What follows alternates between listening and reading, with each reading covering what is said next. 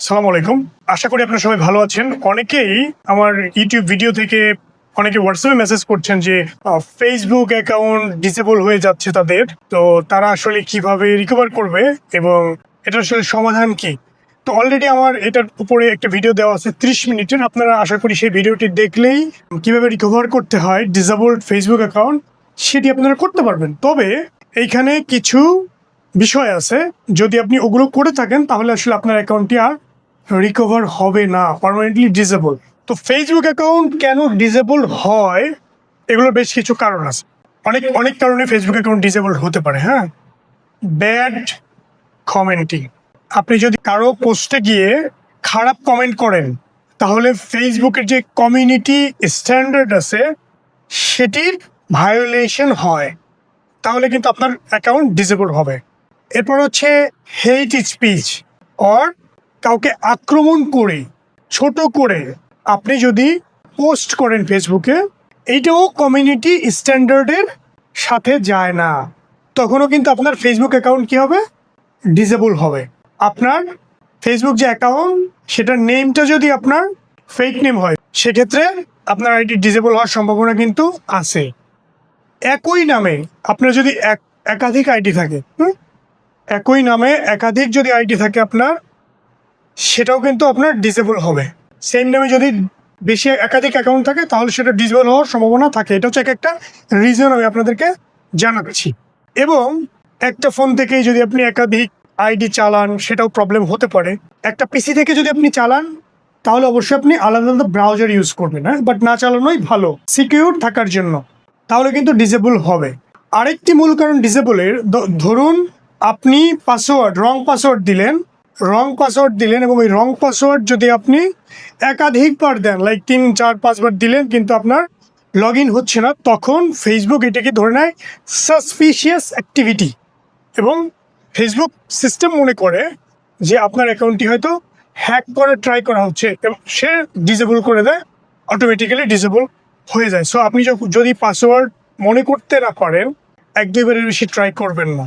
যদি আপনার খুব ইমার্জেন্সি লগ ইন করে, আপনি ফরগেট পাসওয়ার্ড দিয়ে লগ ইন করে ফেলুন, অথবা একটু আপনি ওয়েট করে আপনি রিমেম্বার করতে পারেন কি পাসওয়ার্ড দিয়েছিলেন, সেটির উপর ডিপেন্ড করে কিন্তু আপনি এই যে লগ ইনটি কিন্তু করতে পারেন। সো এই ক্ষেত্রে কিন্তু সতর্ক থাকতে হবে। আরেকটি হচ্ছে যে যদি আপনি হেড স্পিচ ছড়ান এবং লোকজন যদি রিপোর্ট করে, সেক্ষেত্রেও কিন্তু আপনার এই অ্যাকাউন্টটি ডিসেবল হতে পারে। সো অ্যাকাউন্ট ডিসেবলের অনেকগুলো কারণ আছে।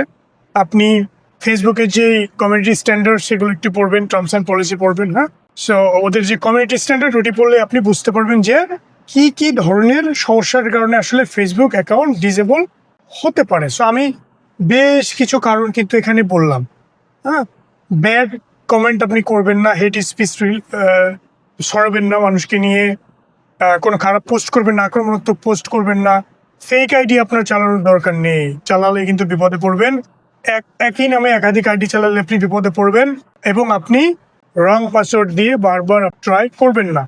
এবং সেফ সাইডে থাকার জন্য আপনি যেটা করতে পারেন, আপনি হচ্ছে আপনার আইডিকে একবার, ফেসবুকের আপনি জানেন যে প্রিমিয়াম সাবস্ক্রিপশন আছে, হ্যাঁ, সো আপনার আইডিকে আপনি একবার একটু পয়সা খরচ করে আপনি ভেরিফাই করে নিতে পারেন প্রথমবার। হ্যাঁ, ভেরিফাই করে নিতে পারেন। তখন আপনার যেটা চাইবে সেটা হচ্ছে আপনার ফটো আইডিটা চায়, মানে এনআইডিটা চায়। এনআইডি দিবেন এবং আপনার ফেসের একটা ভিডিও, ডান বাম সামনের একটা ভিডিও দিতে হবে, ইমেজ দিতে হয় আর কি, ও নিয়ে নিবে। সেটি দিলে ভেরিফাই হয়ে যাবে। সো আপনি কিন্তু সিকিউর হয়ে গেলেন। হ্যাঁ, এটি পরবর্তীতে আপনি যদি সাবস্ক্রিপশনটি কন্টিনিউ না করেন সমস্যা নেই, বাট ফেসবুকের কাছে আপনি আপনার আইডি সাবমিট করে এটা যদি ভেরিফাই করে ফেলেন, তার মানে এটা একটা অথেন্টিক একটি আইডি, এটি আর ডিসেবল হওয়ার সম্ভাবনা নাই আপনি যদি এই কাজগুলো যদি না করেন। যেগুলো আমি দেখালাম এগুলো যদি আপনি সজ্ঞানে করেন এবং একাধিকবার করেন, তাহলে সম্ভবত আপনার আইডি যদি ডিসেবল হয় আপনি ফেরত পাবেন না। এটি হচ্ছে সত্য, চিরন্তন সত্য।